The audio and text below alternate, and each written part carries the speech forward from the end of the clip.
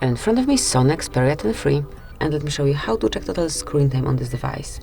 So at the very beginning, just open the settings and go to Digital Wellbeing and Parental Controls. Tap on Show Your Data to check it, and here you've got the statistics. They are grouped into categories, and if you'll click on it again, you'll be able to check some more detailed stats. So here you can enroll all apps and check the time of usage, and obviously you can go back in time to check the previous time of usage on this device. So here you've got the timeline which will be included. And that would be all. This is it. Thank you for watching. Please subscribe our channel and leave the thumbs up.